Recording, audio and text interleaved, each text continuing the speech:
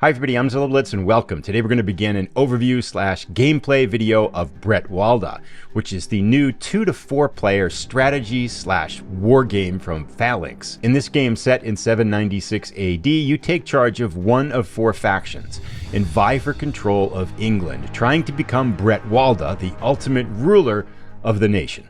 Here is Bretwalda all set up and almost ready to go for a 4-player game. We've got our 4 factions off on the side of the board and the main game board up here. What we're going to do in this series is I'm going to talk through, give a general brief overview of gameplay, and then we're going to take the vantage point here of Mercia, the blue faction. And we're going to play through an entire year of this 3-year game with the perspective of thinking like Mercia is thinking in this 4-player game.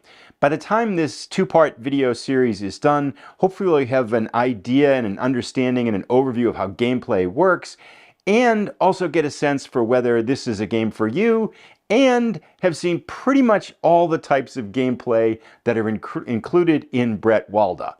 So with that in mind, what we're going to start out with is the briefest overview that we can so we can jump right into gameplay. But we need to do some things to ground this gameplay so we can cut down on the initial confusion. First up, what are we trying to do and what's going on? Well, the time is 796 AD, and in this 2 to 4 player game, and we've got it set up for 4 players, there are 4 factions vying for control of England, which we can see is the map right here in front of us. And over the course of 3 years of gameplay, 12 turns, you're trying to become the Bretwalda, or the ruler of England. Now, how do you do that? Well, you do that by earning more victory points than your opponents. And we'll talk now a little bit about how you can get victory points in the game, because there's 3 critical ways that this can happen. And just as an aside, to get things centered in the game here, this left side of the board here is the victory point track. All of the 4 factions have a colored marker, and they are all starting on 0, because no faction has a victory point at the start of the game in the spring here of 796. Now, a lot of the terms in this game are Old English terms. Victory points are called dalks, and so going forward in the game, we'll interchange these 2 terms pretty much freely as we talk about things. So the goal basically is to get your marker moving up here and trying to get more victory points than any other faction. Now you'll notice that this victory point track here maxes out at 8 dalks, or 8 victory points. At any point in the game, if a faction gets 8 victory points, it's an instant win and the game ends, even if it's in the middle of a turn. If at the end of the turn, any faction has 7 victory points, it's an instant win. If at the end of the game, or those instant win conditions don't happen, then the faction that has the most dalks at the end of the game wins, and there are some tiebreakers if more than one faction has that same total. The next logical question is, how do you get victory points or dalks in order to win the game? There are 3 major ways to get victory points and dalks in Bretwalda. In order to understand the first one, we need to take a little bit of a look here at the map and understand what's going on with the general gameplay and the general map layout. First up, this is again a map of England, and we can see if we look closely that it's divided up into these irregularly shaped regions. There's some cities and things like this. There's water over here. We have some port markers, and we'll talk about these, the map and the regions and what's on it in more detail as we go through the gameplay. But the other thing that you'll notice is that we have these colorful coins here, and these coins are dalks. They represent victory points. If you as a faction, so for example, say blue were to come down here and take control of this region, they would have possession of this dalk and it would earn them 1 victory point.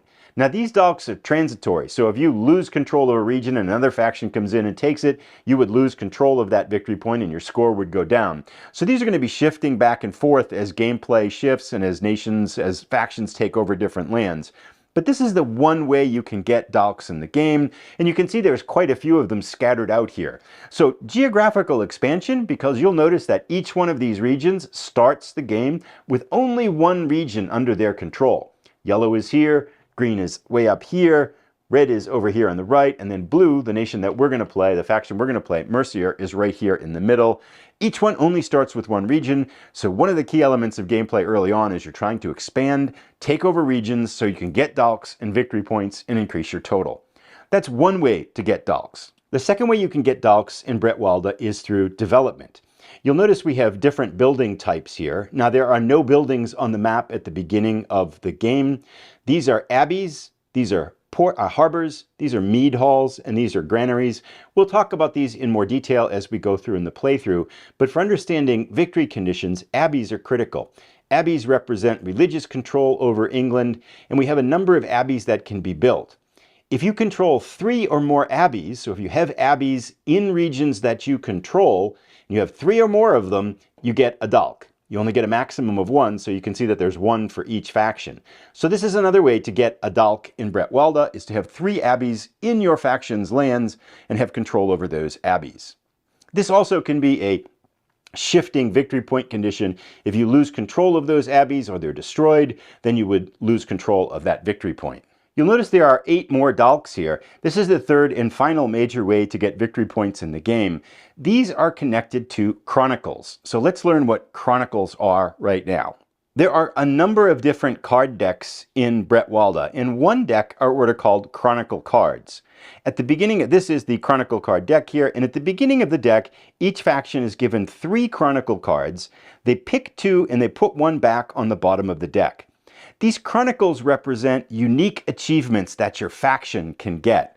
So here we can see an architectural legacy, control 6 buildings, including at least 1 of each type. So this would mean you have to have 1 abbey, 1 harbor, 1 mead hall, and 1 granary. And if you have a total of 6, you immediately accomplish this Chronicle, and you get the Chronicle. These are permanent. They can't be taken away from you, and you can only get a maximum of 2 per faction. So you can get 2 of your the Dalks that you need to win the game can come through these Chronicles. Now there are options during the course of the game that you can trade in a Chronicle if suddenly you feel like it's impossible and try to pick up a new one that might be a little bit more favorable to achieve. But this is the third and major way to get achievement, to get Chronicle points, to get Dalks in the game, is through the use of these Chronicle decks.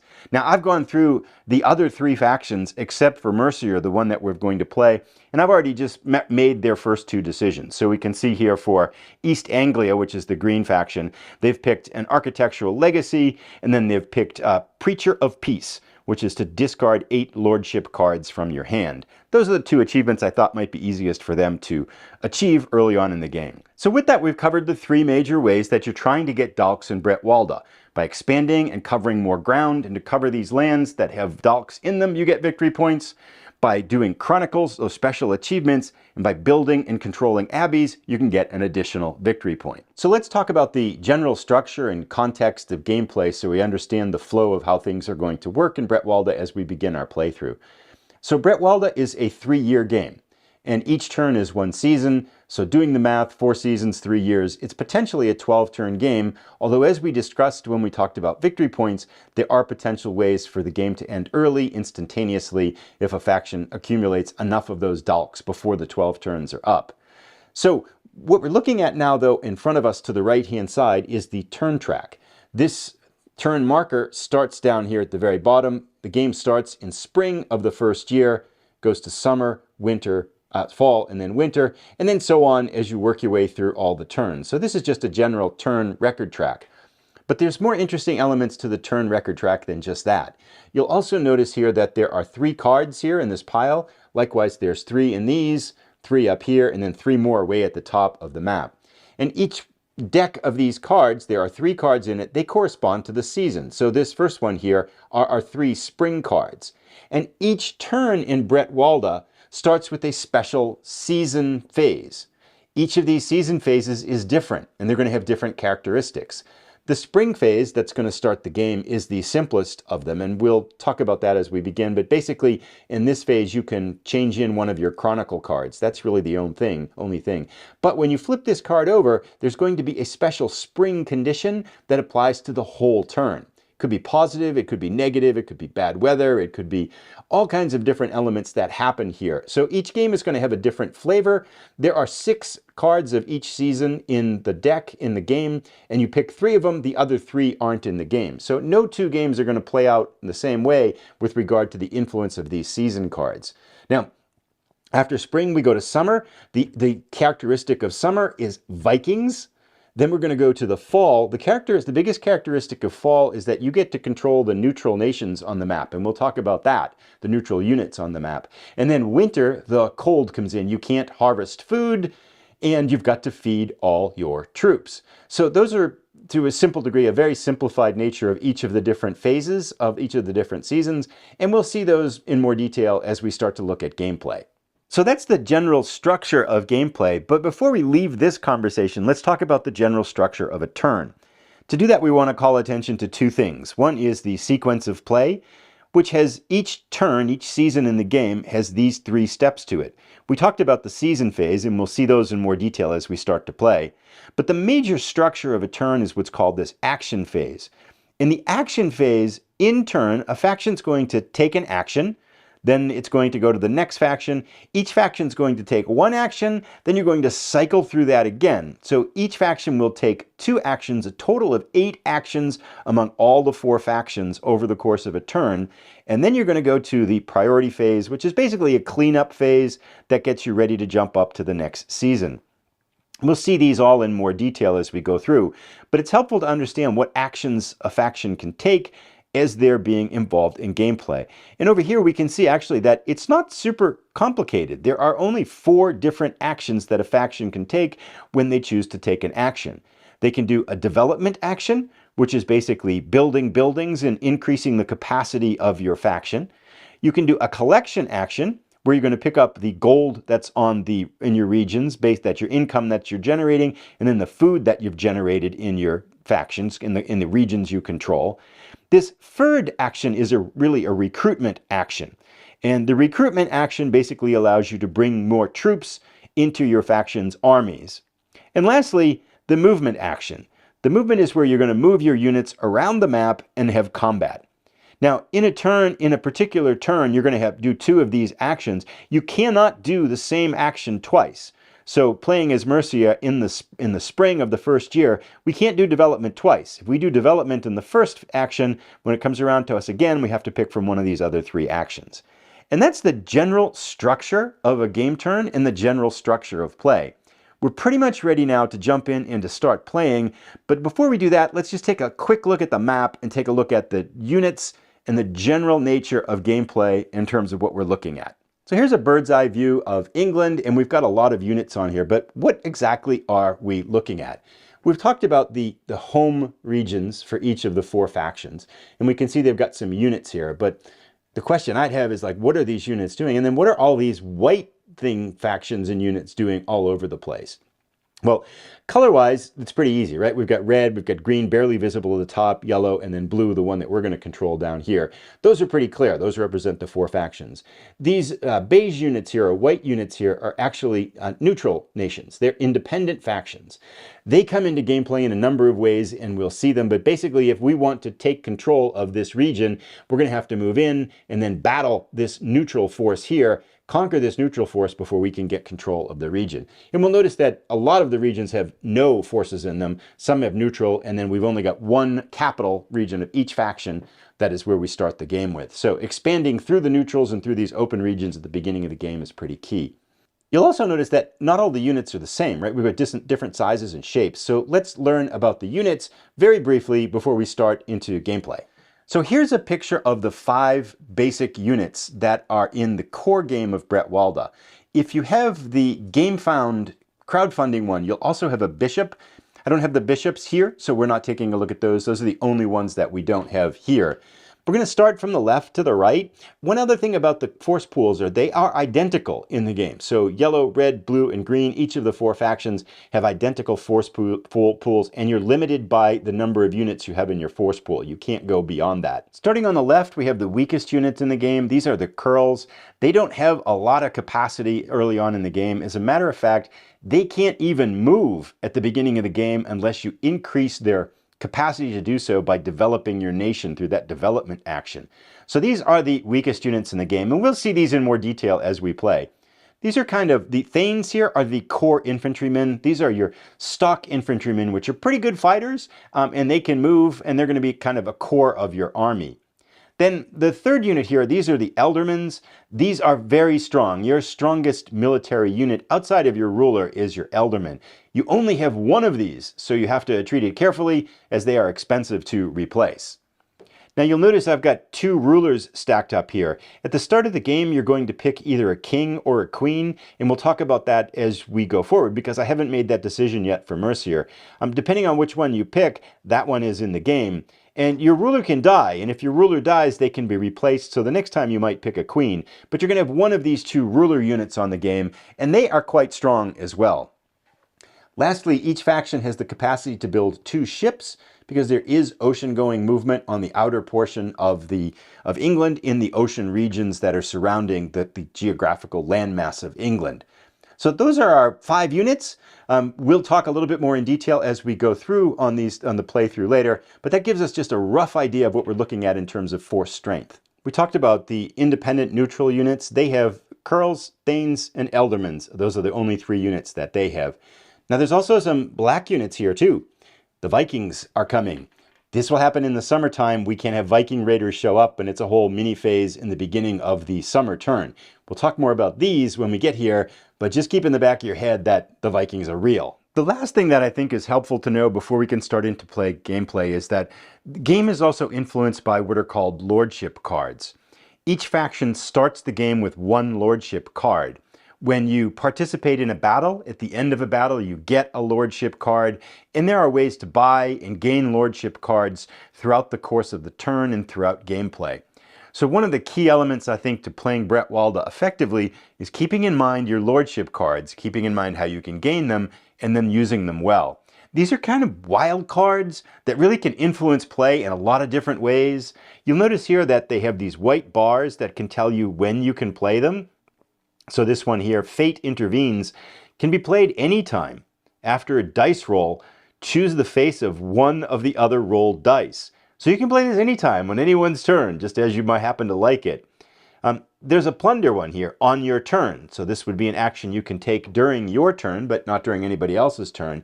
And then a lot of the Lordship cards influence battle here. Here's one before a battle that you can play to change the nature of that particular conflict that you're executing at that particular point in a battle. So we'll see how these Lordship cards influence play as we go through the action in the game, but it's good just to have a conceptual understanding that these things exist and they can do lots of different things. And with that, we've covered everything we need to know in order to be able to start the game. However, there are 2 pre-game actions that we have to take for each faction, and I haven't done those yet for Mercia, the faction that we're going to control.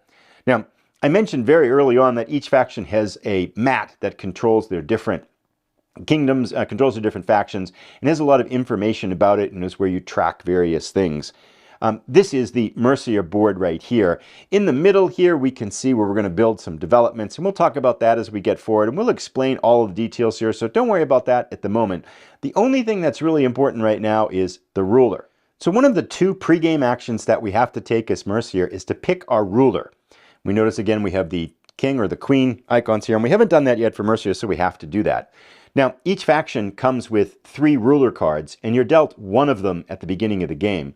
This is the one that we were dealt. On the front side here, we have the king side, or on this side. On this reverse side here, we have the queen. Now, each of the rulers have different characteristics, and there are 4 different characteristics for each ruler. To analyze which ruler we want to take a look at the 4 different characteristics for each one. Down the bottom, we have a special ability. In the middle here, we have hit points. So Ethelrith here has 2 hit points. Higher is better. You want more. The right-hand side is movement. We can see 3 little arrows. So she has a movement of 3. Higher is better. 3 is the maximum. 1 is slow. 2 is medium. On the left-hand side, we can see this yellow die with 2 little sword markers on it. This is the type of die that Ethelrith will use in combat. And there are 3 offensive dice in combat, white, yellow, and red. Red is the strongest, white is the weakest, yellow's in the middle. And we'll talk more about these later, but for now we know that she has a mid-range combat attack. Her strength here is that Ethelrith may cross any type of border for just 1 movement point. So not only is she fast, she has the ability to cross difficult terrain as if it's even easier terrain. So Ethelrith's primary characteristic here is that she's pretty quick. On the flip side of this ruler card, we have Kernwulf here. Now, we can see some differences immediately. Kernwulf's not as fast. He has a movement of 2, so he's pretty slow. But hit point wise, he's got 3, which was stronger than the queen option. He also uses the red combat die, which is stronger in combat. His special ability here, when Kernwulf fights in an area Mercia controls, he's going to gain 1 extra shield in each battle round. We'll talk more about combat as we get into the details later. We don't really need to know too much about this, except this is going to add some defensive capacity to the forces that he fights with if someone's attacking him in a region we already control. So for these reasons, for the fact that I think we might go a little bit heavy on combat to show what that looks like, and I like this red one, and I like the 3 hit points, and I'm not really going to play a style of game I think that's going to take advantage of a ruler that can move fast. We're going to pick Kernwulf as our ruler. We're going to put the queen off to the side. We're going to take the king, and we're going to put our king right here in our capital, and we filled out the rest of our forces. The second pre-game decision that we have to make is that each faction is dealt 3 Chronicle cards, and of the 3 you're dealt, you pick 2. So let's see what our options here. We've got Pilgrimage to Rome, No Mercy, and then Roman Legacy.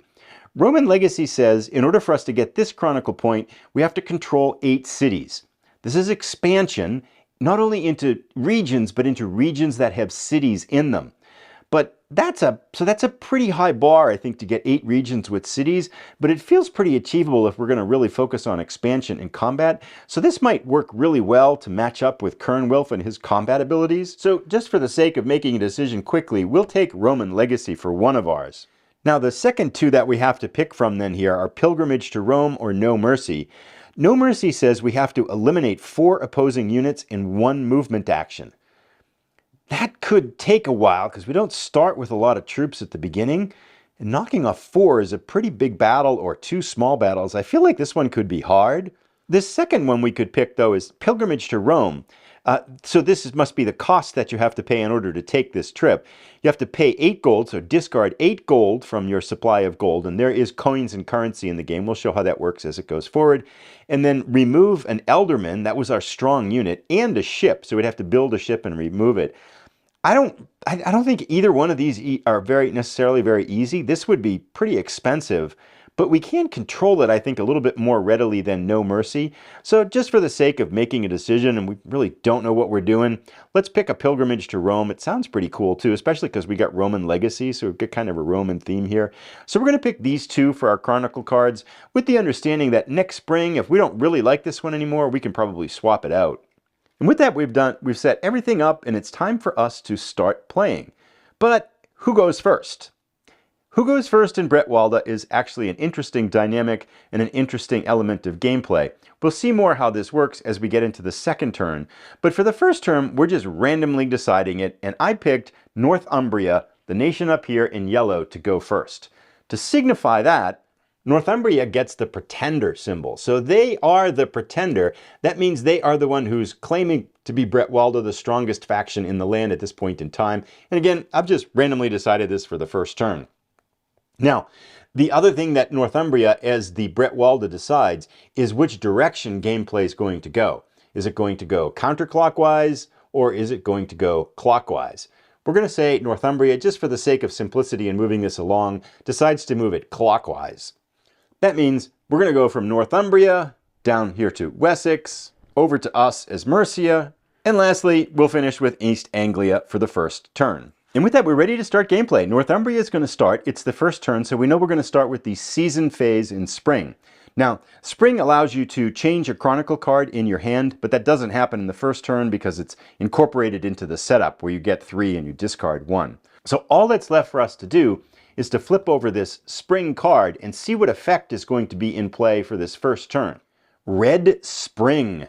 Battles. Gain 1 gold coin for each opposing unit you slay in battle in this entire season. Aha! So the gods of warfare are calling for us to move forward and try to slay as many opponents as we can in this first turn. This effect will be in play for the whole season for all 4 factions. What I'm going to do now is I'm going to do Northumbria's turn, I'm going to do Wessex's turn, give a brief summary of what they did, and then we're going to come in and do our turn. So Northumbria in yellow took their turn and recruited some units. We'll talk more about that when it comes to our turn. Wessex sent their queen and ealdorman to try to take this nearby territory, but they were repulsed and driven back. basically leading to an empty turn. When we come to our turn now as Mercia, we want to, what I'd like to do is to take this territory that has the Dalk in it, which is basically has no opposing forces in it. I'd also like to capture this city here that has defensive forces in it. Now, if we send one unit here and one unit here on a move action, I'm afraid we're not going to have enough strength to take this, and we could actually potentially get defeated here if the die rolls went badly. So we're going to wait a turn, and instead of moving and attacking on our first turn, we are going to do a third action, which is to recruit units. So let's look at how that works. Basically, when you have a third action, you can recruit one unit or upgrade one unit. That's it. But in your capital, you can do the action twice. What we're going to do is to recruit one more thegn, which is going to cost us 3 gold pieces. We'll talk about the costs in a moment. And then we're going to upgrade this ceorl, which costs 2 gold pieces. So we will have spent 5 gold pieces to upgrade our forces to this strength. Now you may remember we talked that the ceorls, those other units can't, those weakest units can't move at all. So now in the next turn, we'll have enough force to take this and enough force to take this, perhaps even enough force to come over here and take this. So we'll have a much stronger attacking force in our next spring turn. Let's talk a little bit about how the costs of the units work. The player's aid lists all the costs of a unit. Upgrading a unit costs 2 gold. So if we want to go from a ceorl to a thegn up here, we pay the difference, which is 2 gold. If we want to go to a thegn or an ealdorman, we pay the difference, which is 2 gold. Now, every faction starts the game with 5 gold. So we spent, of our 5 gold, we spent 3 to buy the bishop as our purchase action. And then because we're in our capital, we can do a second one. We're going to upgrade our ceorl, which cost us 2. So we spent 3 to buy the thegn and 2 to upgrade. We spent all our gold, leaving us with no gold. But that completes our turn and completes our action on this turn. Next up, off camera, I'm going to have East Anglia go. I'm going to have Northumbria take their second spring action, Wessex take their second spring action, and we'll be back for our action in a moment. East Anglia, on their turn, chose a development action. They added a special feature that's going to allow their ceorls to move, and they built a mead hall that cost them 3 gold. We'll talk more in this detail when we do this action in one of our turns. Northumbria expanded quickly, moving into this area which was uncontested and gaining control of this Dalk here. Then also moving into the area on the other side of their capital, fighting the ealdorman that was there, defeating him and gaining control of this Dalk too. A very successful military turn for Northumbria. Ideally, it would have been good if Wessex could have tried this attack again, but you can't do the same action twice in the same season. So because they moved in the previous action, they had to do something else. They chose a development action, adding a skill to their empire, as well as building a mead hall, and we'll talk more about development when we try it in one of our turns. Now it comes back to us on our turn, and we are going to be bold as well. We are going to choose the move action, and we are going to move our thegn up here. Now, thegn has a movement point of 2, and if you're moving from region to region where one of these thin lines are, it costs 1 movement point. So this costs 1 movement point, but whenever you move into a region with another unit, you must, with an opposing unit, you must stop. So we have to stop there with them. Likewise, we're going to move our king in here, and we're going to move our ealdorman in here, and we're going to fight this thegn up here. With our last thegn, we're going to move down across Offal's wall here, into the city here. There's no opposition, so we immediately take control of this one. We get control of this Dalk, we get control of the city, and we're going to drop a control marker in there, meaning that we have now got 2 Dalks. And if you remember, one of our objectives is to get 8 cities. Of the areas that have these shields on them, these are cities. So we now have our capital, which is 1 city, and this other city to the west, it would be of us, is our, to the east of us actually, can orient in here, is our second city. Now, we're going to go up here and do combat, so let's see how combat works. So let's walk through combat. The first thing to note is that every unit has a particular combat die. A thegn has a yellow die, so we're going to assign this die to the neutral thegn here. The ealdorman has has a red die, which is the strongest dice for attack, which is good for us. We also have this thegn, which is going to get a yellow die for us. And then we noticed, if we look back on our ruler, that we chose the ruler here, Kernwolf, that has the red most powerful combat die.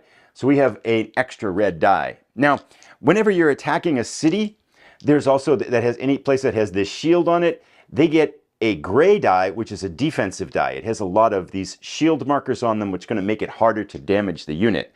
So right now, at this point in time, if we were to start this battle now, we're going to be rolling 2 red attack dice, 1 yellow attack die against 1 yellow attack die and that defensive die. So I kind of like our odds here. However, there's a round that happens before you roll the dice in combat. And that's basically, you can look at your lordship cards, the attacker goes first, and if you have any before battle cards, you can play those. We do have 1 lordship card, the one we got at the beginning of the game, but it's not a before battle card, so we're not going to play it. The neutral units never play lordship cards, so they don't have any, they can't play any. So basically, we're going to go right into combat now, where we'll roll the attacker dice first, and then we're going to roll the defender dice, and we'll learn how combat works as we do this. We're hoping for lots of swords and shields. Oh, that's pretty good. We did pretty well here. For attacking dice, we have 5 swords and 1 shield, which is a pretty good roll for us. Let's roll the defending dice. The defender's got 1 shield and 1 sword. This is a pretty good attack for us, as we can see. So how this works now is we're going to determine hits on the defenders first here. All the damage is done simultaneously. We have 5 swords. Their shield stops 1 of them. So 4 hits get through on the thegn. Now, the thegn, however, only has hit points of 2. So because the thegn has hit points of 2 and we hit 4 hits on it, the thegn is eliminated from combat and removed from the battlefield. Now, they hit 1 sword on us, but we have 1 shield. 1 against 1 is 0, so they did no damage on us. So even though combat goes 2 rounds, this battle has ended after the first round and we've been victorious. So we've taken control over this city and our forces stay into this area. Pretty easy combat, but you can see we outnumbered them 3-1 with much stronger units. So that was a victory a battle we were expecting to win. We can now also drop in here a control marker. This also gives us control to this port here too, which is valuable to have. The one last thing actually that we want to remember to do for battle here is that the red spring card is in effect, so we gain 1 coin for each opposing unit we slay. We did slay 1 enemy unit, so we'll grab a gold coin, put it into our supply, which puts us back to 1 gold coin. The last thing that happens in combat is that each side that's in combat gets a lordship card, even if you lose. Now the neutral forces don't get any, but we get a new lordship card. Intrigue. Excellent. We'll add this to our pile. So that is actually the end of our movement turn here now. All in all, as Mercier, I'm pretty happy with our spring here. We've taken control now of 3 areas. We've got 1 Dalk, 1 victory point, and more so, we've got 3 cities. Now there's another city over here, which would give us a 4th city. There's a 5th one up here, 6th one to the north, 7th one here. So if we can keep expanding fast, we're getting pretty close to that first Chronicle card for us here. I mean, it's a long way away, but you can see where we're trying to go with this. The last thing we have to do in the spring turn is to take East Anglia's last action, so we'll do that now. With East Anglia, we were a little bit bold in that we've taken our ealdorman here, moved it 1, 2, 3 across that line because they have a movement of 3, grabbing control of 2 areas, then moving the ruler here across this into this area, grabbing control here, giving them control over 4 areas and 1 Dalk. So that brings us to the end of the spring movements and actions. Now we go to the cleanup stage for the first turn. The first step in the priority phase is to tally up how many Dalks each side has. So I'm going to change the scoreboard here to reflect the current running total of victory points. So we can see that Northumbria controls 2 zones with Dalks in them. So those are the only victory points at this point in time. But they've got 2. We've got 1. East Anglia's got 1. And then Wessex, which struggled out of the gate by getting defeated in battle, only has 0. So currently Northumbria is in the lead with 2 victory points. And this is actually important because the side that is in the lead at the end of the previous turn goes into the next turn as the pretender. So we randomly determined that Northumbria would be the pretender in the first turn, but now we're going to clear these actions off because this is the action board here that you put the markers down on them. They've earned the pretender for the summer in the first year now. Now they get to determine the order of play here. Let's say they're going to switch it, and the next turn the gameplay is going to go counterclockwise. And the last thing we do in the priority phase is move the round marker to the next turn. We're heading to summer of the first year. And with that, we've gone through now an overview of the game, and we've played through the first season, summer of the first year. At this point, I'm going to pause. I'll put a link to the next video we're going to pick up of Summer and Viking raids in the second season. I should also mention here a couple of quick points of order. The Chronicle cards and the Lordship cards are usually hidden from all players. I'm showing them face up because we're looking at all 4 hands and we're making it common knowledge. The other thing is there is a special solitaire mode in the back of the rulebook. There's a modified game for solitaire play that has different levels of complexity. But even though I'm playing this solitaire, I want to show you how the 4-player game works. So we're showing the regular 4-player game and not the solitaire version of this game. I'll put a link to the next video as soon as it's ready. Thanks for watching. Happy to answer any questions you might have.